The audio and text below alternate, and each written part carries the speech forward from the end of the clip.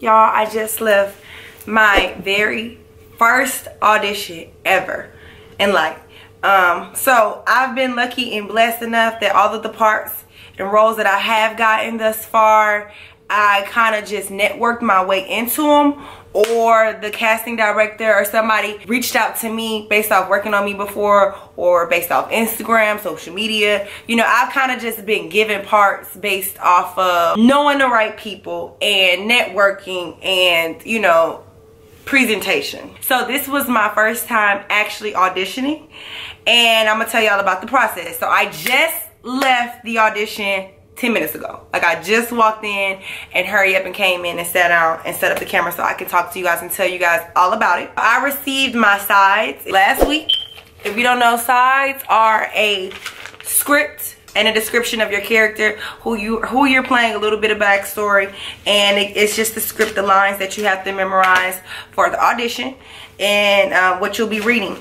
So I got it last week. I got it in enough time. I learned my lines. I had all of my friends practicing. I had a hosting gig yesterday, and I was sitting at the table, and I had my friends reading me the lines so I can go through them there. So I was fully prepared. I felt fully prepared. I had no idea what to wear to an audition, being that this was my first one, and I had no idea what to actually do in the audition, because I've taken acting classes, but they spend so little time on that. I did a little research on YouTube about what to wear to the audition, how to do my makeup for the audition, and what to say when I go in there, if I should ask questions. Like, I didn't know anything.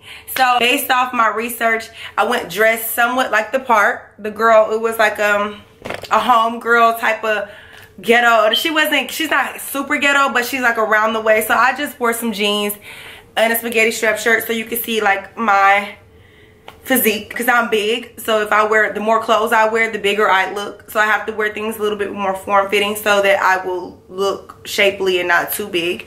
I wore my hair pulled up and back because I feel like you can see my face more. Even though I have nice hair, I like for you to see my face, my facial expressions, and my real actions. I did a light makeup, like nothing, no heavy contouring. I just put a little highlight. You see the highlight? Just did a little bit of highlight, so it's not too much, so they see like your natural beauty. When I got there, the place was not too far from my house. I got there and I was immediately thankful that I was in Atlanta, because, you know, in LA, if you were auditioning, you probably would go to a real studio set. You know, a little bit more pressure is on you, I feel like, when you're auditioning in front of these older execs that have been in the industry for years, and you know, they look a little bit more stuffy and they're just a little bit less relatable. I feel like that would have made the experience a little bit more nerve-wracking. But the fact that I'm in Atlanta, I auditioned with one guy. It was a professional business place, office space, but it wasn't like a studio like Universal Studios or TNT. It wasn't anything like that, so it was less intimidating going into the situation.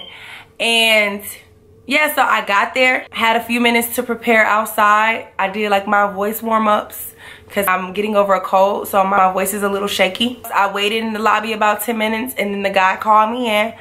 When he called me in, there was a line on the floor, like a box of tape for me to stand in the middle of, to let me know not to move outside of that perimeter because it was taped. He stood right beside the camera, and he began to read my lines. And I'm going through the audition and I'm feeling great. I'm hitting every single line. And then at the end, I don't skip a line by saying the wrong thing too soon, but I skip the line by doing an action too soon.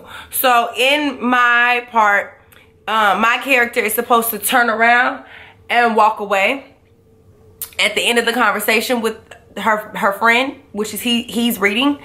And I turned around to walk away too soon. So in the audition, it looks like, I felt like in the tape it's gonna look like, why the fuck did you just turn around in the middle of your audition? But if they read the script, then they'll know that I had skipped to a later action in the script. But I did, as soon as I turned around, I was like, this is too soon. And I turned right back around and I jumped right back into my lines. So I didn't completely fuck up, but I messed up. Like, I didn't do it perfectly like I had practiced. And that aggravates me. Like, that is frustrating me, because it's like when you know you have something down pat and then you just slightly messed up, even though he might not have known I messed up. I wanted to cry. I got in the car and I immediately wanted to cry. I was like, oh my God, I could have just blew my first audition off of one thing, not even saying the wrong thing, just doing the wrong action. And that just really pissed me off. Like, that really irked my nerves. So I had to come and share that experience with you guys and let y'all know, because that was my first one and it was really nerve-wracking. And even though I didn't get any feedback right then, the only thing he said was, when I finished, he was like, dope, cool, we'll be in touch, thanks. Like, thank you for auditioning.